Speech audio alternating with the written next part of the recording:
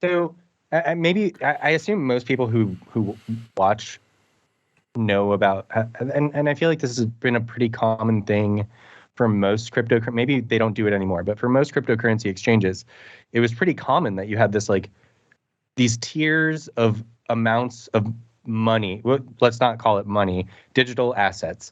The amount of in US dollar, it'll be in US dollars or in Bitcoin or in Ethereum. Like you can move X amount onto and off of the exchange up to this amount without having to do KYC or AML.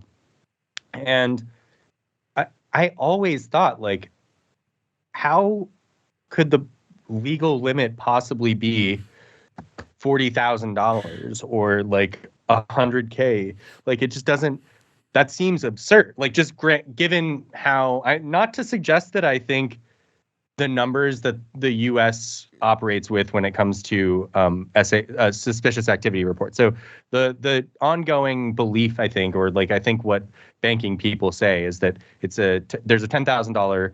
That's when the flag gets thrown up, and you can be safe to say that if you do 9,999 or 9,998, you're probably getting flagged too, and possibly getting referred for a structuring charge.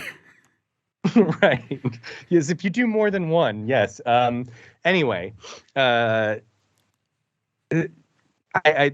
might be stupid, and the idea that you could move $50,000 worth of digital assets onto and off without getting any KYC, AML, I just always kind of boggled my mind that was not immediately getting flagged by government agents and saying like, "Hello, big problem." Like, well, there's got to be money launderers using the platform. There has to be. Has to be.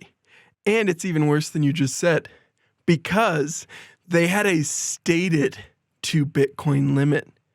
But when there were certain VIPs in Wales, they would be encouraged or allowed to set up non-KYC accounts, despite Binance clearly knowing who's associated with it.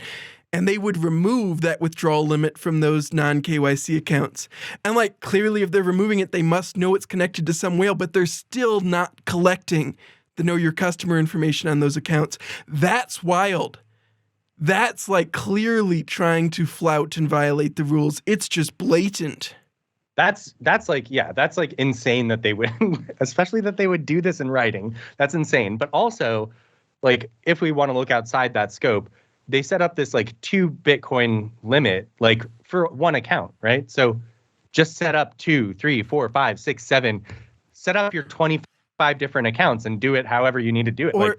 It's absurd to think that 2 limit for one account is going to stop anyone determined enough to move money through this platform. Or just withdraw $50K a day. 5 days a week, that's $250K per week in terms of like an obscuring mechanism for cash. $250K a week through a single account is a lot.